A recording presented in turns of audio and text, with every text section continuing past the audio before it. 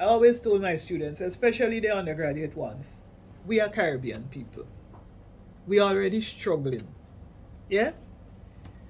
Learn your craft properly. Wherever you go, fly that flag proudly. Yes? Based on the solid education that you would have got here. I see myself as a Caribbean woman.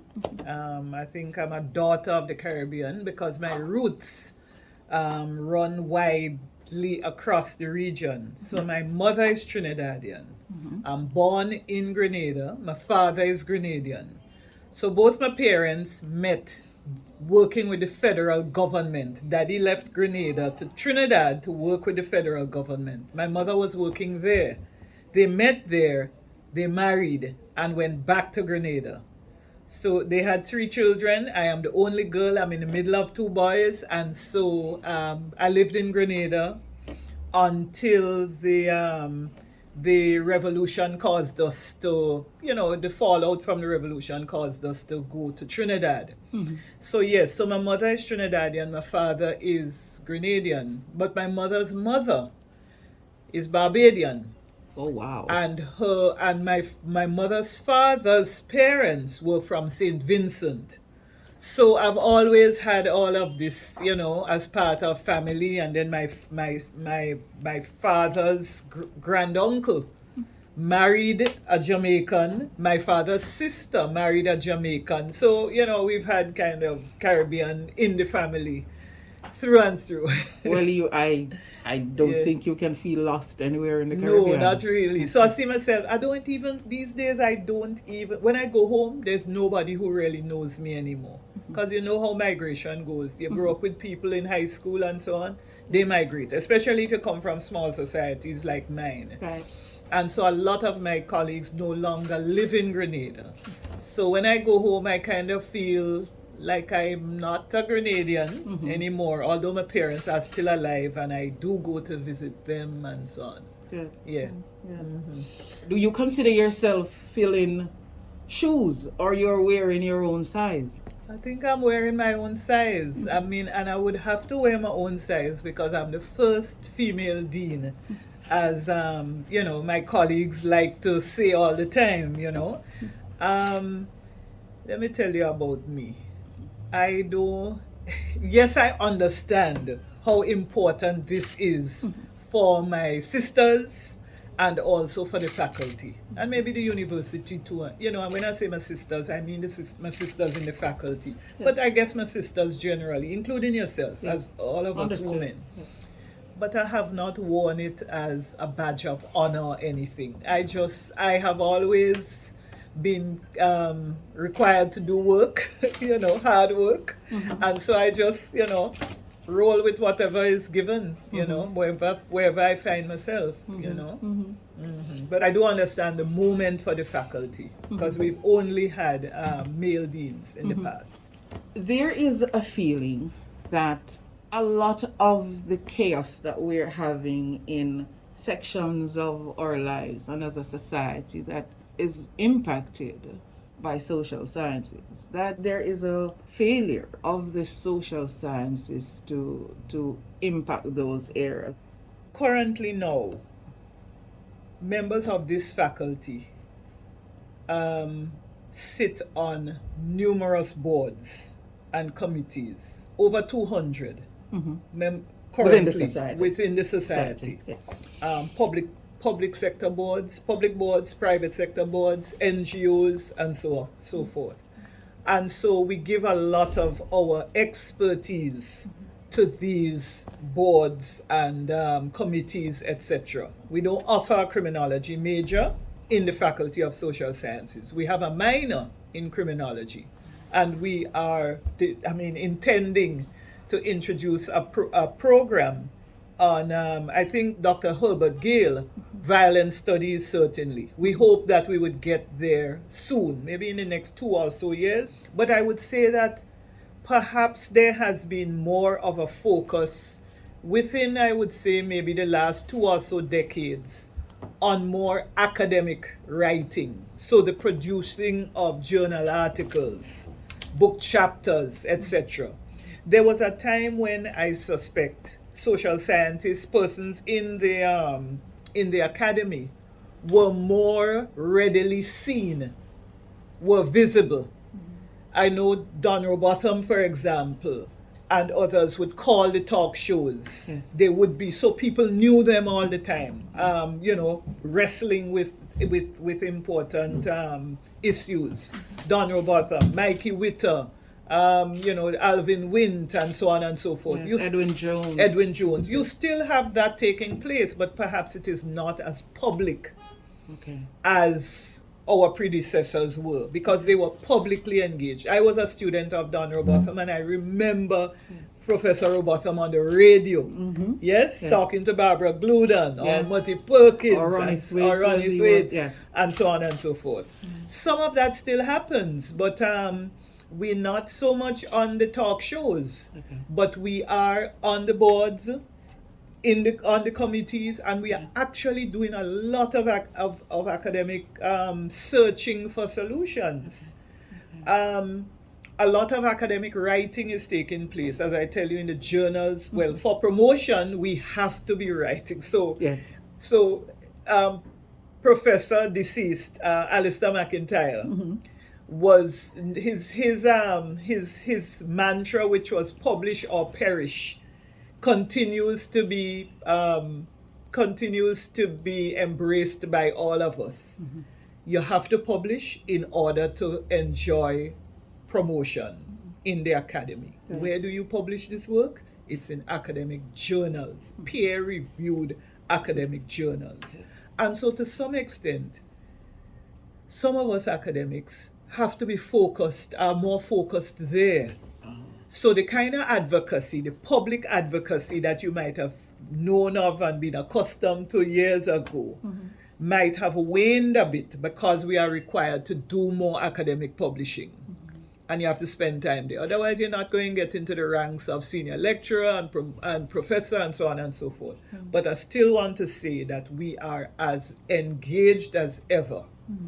We are sitting on the board. Some of us, Herbert Gale is constantly called on by the media as an expert in violence studies, and some of the rest of us, some in reproductive health, others in LGBTQI rights issues.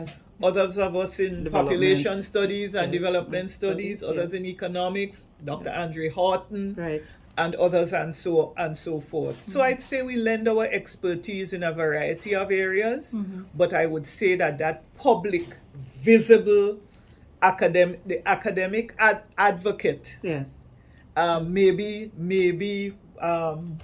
maybe that is waning a bit. I sat on the Labour Market Reform Commission for 2 years. I chaired the Social Protection Subcommittee. And I mean, that is real work, that we were engaged in. But, the public wouldn't know unless maybe the report is out or some media. We had public engagements. We had a few public engagements across Jamaica. And so that's how you would know. But I mean, nobody's sort of blowing their trumpet. They're engaged with groups, committees, etc., doing the hard work to advise the state. The students who are in the social sciences now, do they just want a degree? Are they willing to do the work, to do the research? Or they have pigeonhole themselves into a kind of social science prison where I just want to graduate after 3 years? Well, I think it's a mixed bag. You have those who just want to graduate. They have come here, they're not interested in anything else. They just want to get the degree and get out, and not engaged in, I would say, in the kind of activism. You call it the glory days. Yes, it's probably the glory days. I think I was also part of, in the 80s, I was an undergraduate student, back in the late 1980s. And we would always hear about the Black Power movement. Well, I was an undergraduate at St. Augustine and so on. But the kind of consciousness that I think we walked around with, my generation, the generation before me walked around with, was more international. We paid attention to what was happening internationally. We were dealing with issues of development, social development, economic development, political development, and identity as Caribbean people and as Black people. Yes. We had the West Indies team, the cricket team, Yes. right? So, I mean, they were flying all of our hopes and aspirations were carried by the West Indies team, and we were proud to see them do well, and so on. So I would say it was a moment when a lot of things connected. Our identity, we were very much into that, into creating and showing the world who we were, crafting that identity. And I think maybe after that was completed, it's a kind of taken for grantedness that we see today. About 8 years ago, I was in a workshop around International Women's Day. I can't remember who was hosting it, but there were young women from a particular high school. I wouldn't say the high school. And during the discussion, they wanted to know, like, what was this big deal that we were making about gender and about women's rights? And, it for me was like, this moment, this thing that we have fought for, the people who were before me and so on, we had got to a point where the achievements were now taken for granted. People, maybe we didn't do it sufficiently good job sharing the history of just the development of that movement and what women had to fight to achieve. And so, I suppose somebody like a dean of social sciences is a female dean or a female principal is a taken for granted thing now. What is all this whole big excitement over that? Women have been doing well for a long time. This current generation, some of the generation feels like that. You see? So I would say that currently on campus is a mixed bag. And then to remember that a lot of the hopes and aspirations of young people have been dashed just by things such as poverty, unemployment. A lot of them don't know what's going to happen to them when they finish this degree. So for them to be involved in, taking on the concerns of the whole country or the world or the developments or the global south or whatever, they are just trying to get by, to maybe put food on the table, pay their fees. We didn't have all of this concern about fees when I was a student. But they have to find the fees either through a student loan or some family member. And so there are a lot of things going on in students' lives, the personal, that they are having, which are weighty and they are having to deal with. And so I think they are caught up just, trying to just pay attention to that.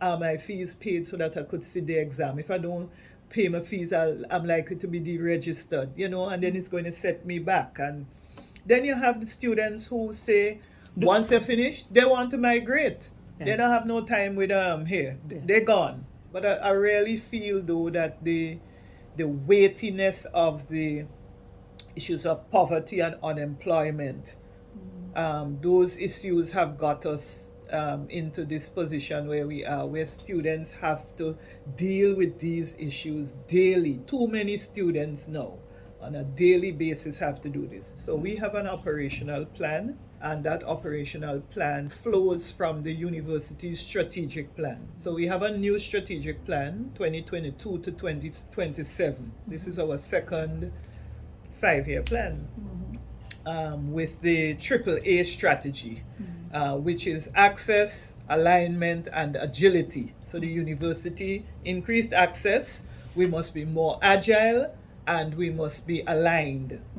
And so every faculty is required now to develop its operational plan in line with the university strategic plan.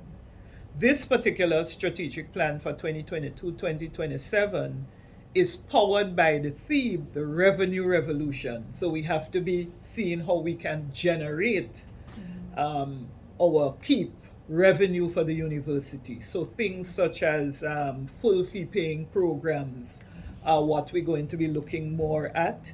Also trying to cut cost, conserve on things that we would normally do. Those are some of the things that we have had to take on board. But yes, we have student, accountability to our students is a big part of the operational plan. In the faculty, under former Dean Tennant, David Tennant, who preceded me, he just demitted office and I took over. We agreed on a REACH vision, REACH, vision for the faculty. And the R is realizing impact through research. The E is exceeding the expectations of our students and our stakeholders. And of course the ACH. But the E and the C are important to us. Exceeding the expectations of our students and our stakeholders. And the C is being committed to being caring professionals. So we have to care for our stakeholders, and the largest body of stakeholders that we have are our students. In the Faculty of Social Sciences, the work on the measurement of poverty for Jamaica began in the Faculty of Social Sciences, by colleagues in the Faculty of Social Sciences. So the Survey of Living Conditions, for example, which the PIOJ and the Statin produce. Well, before I came to UWI, I worked with the Planning Institute, and I was in the department, in the unit which produced the Survey of Living Conditions. Right. And so a few of us from the faculty sit on the technical steering committee of the Survey of Living Conditions. And sometimes we are called on to either write or to review the chapters.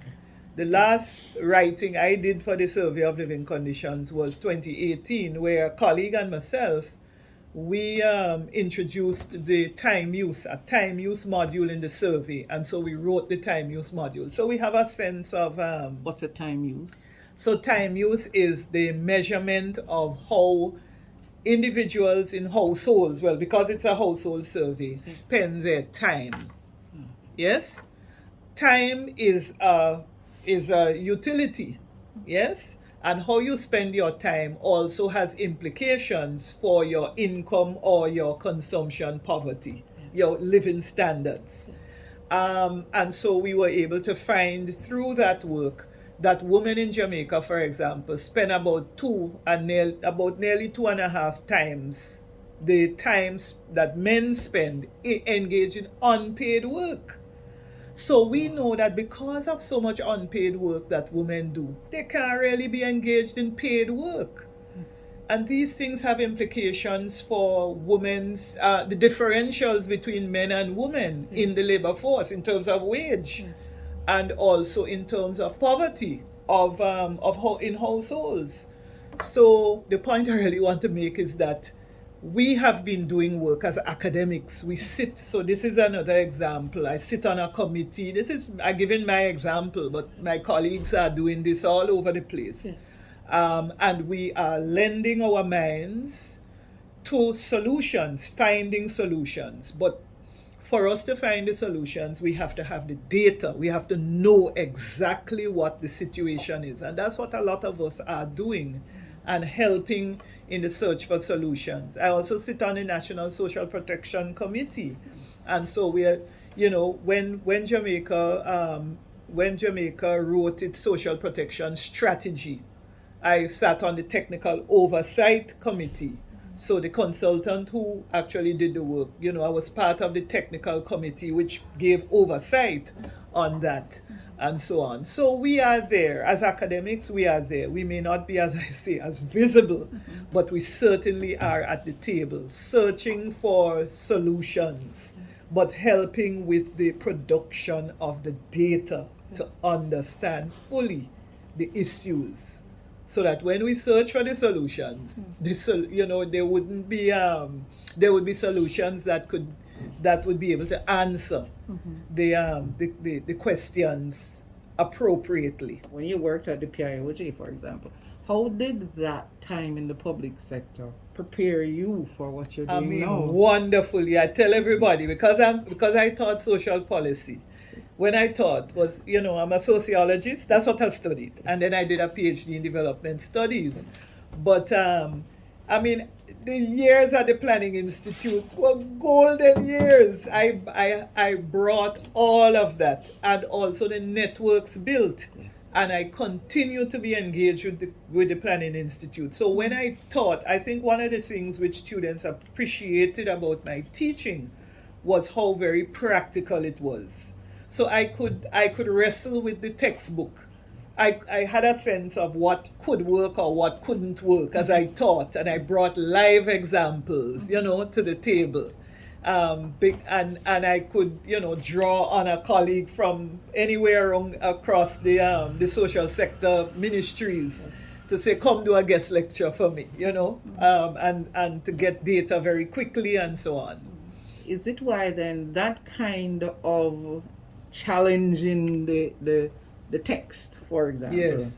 Is it why the students would have considered you a hard marker then? Because they would... I know how students think sometimes. They would swap the text and give you back exactly what is in the text, but instead of interrogating what is in the text. I never asked questions like that. They always had to apply their minds to think through things. So I would give scenarios, especially at the graduate level. Paint a scenario and ask them, okay, so this is the context. You are advising the Minister of Labor and Social Security, or the Minister of Health, or the Minister of Education. What would your advice be? Mm-hmm. So they can't go pick a book off the shelf, even if it was open book, to answer the question. You have to think. You have to be knowledgeable of the data. What do the data say? You would have had to read, and so on. One other thing I would say is, I always told my students, especially the undergraduate ones, we are Caribbean people. We are already struggling. Yeah? Learn your craft properly. Wherever you go, fly that flag proudly. Yes? Based on the solid education that you would have got here. So when I am training students, it's not just in the discipline, Anything they write for me, they know that it is marked up from top to bottom. Affixing spelling, grammar, and punctuation. Those things are important. I would say to my graduate students, I remember when I worked at the Planning Institute, Dr. Pauline Knight was the director of my division. She wasn't Dr. Knight yet, she was Mrs. Knight. Yes. I would have gone into Planning Institute with a master's degree. When Mrs. Knight said, look, I need this for cabinet. Cabinet is meeting at, if you say 1 o'clock. She's talking to you, say 10 o'clock. I need this for cabinet, and it must get to them by 12 o'clock. She don't have any time to go now and to make sure that you have written the thing properly, your punctuation is in the right place, and so on and so forth. You better write as though it is a final document. Yes. So there's an expectation that I have of students, right? To be the best. Show up and be the best. Don't be no mediocre. So when I'm grading you, is the best I'm looking for. When I'm preparing you, I'm trying to prepare the best. Love the Caribbean. Be the best representative of the Caribbean. I wrote the parenting module for the SLC 2004. Mm-hmm. And Professor Pat Anderson and I produced the work, Parenting in Jamaica. Mm-hmm. You know what was startling for me? A surprising find. I never thought about it before. We saw about 20% of parents, the vast majority of whom were women, said they did not enjoy parenting. So I came away from that whole experience with the knowledge that not everybody who is parenting is enjoying it. So I have that now firmly embedded in my head. So when I hear about X, Y, and Z, I always go back to that, the data. And that for me was like, it was the last thing I had not even thought about it. When I saw the percentage that said they didn't enjoy parenting. So if you don't enjoy parenting, right? You don't enjoy it. You're young. You're not working. The father not pulling his weight. What do you expect? What do you expect? A stressed out parent, and therefore everything else that comes with being stressed out. And we know the best of us, when we are under stress, we lash out. Yes. Right? I have had times where maybe I've had a hard day at work and I reach home. You don't want children nag, and you might lash out. You might say, shut up, or, well, I wasn't one to say shut up, but I would probably say something, So stress, unemployment, poverty, father not pulling his weight, and so on, and you have children, yes. It's not rocket science. Yes. What will be the end result? And we have that right across the Caribbean. Should there then be greater collaboration with respect to social science policies, approaches, island to island, than the kind of splintered? Well, I think through what I'm seeing, through the ministries, like I know education and I believe national security and health, the CARICOM ministers get together.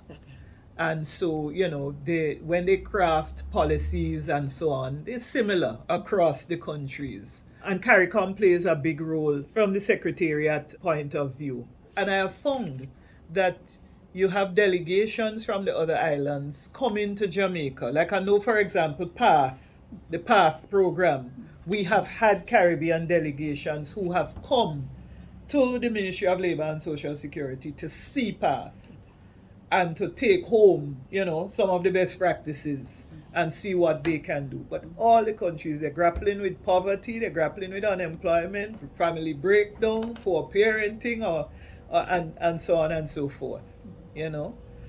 Are you worried about that kind of picture? I'm worried. As a sociologist, I'm worried. The family is a critical institution in society. It's one of the main building blocks of society. And when that falls apart, when that is in trouble, it is not it is not rocket science that the other areas would be in trouble. And we are seeing the other areas in trouble. The family is to some extent in crisis. And then the church as another, a lot of our church leaders have failed us. The kinds of things that we are hearing about church leaders engaged in certain practices, unsavory practices. And so the kind of respect that people had for these institutions like the family and the church and so on, that kind of respect is waning or has waned.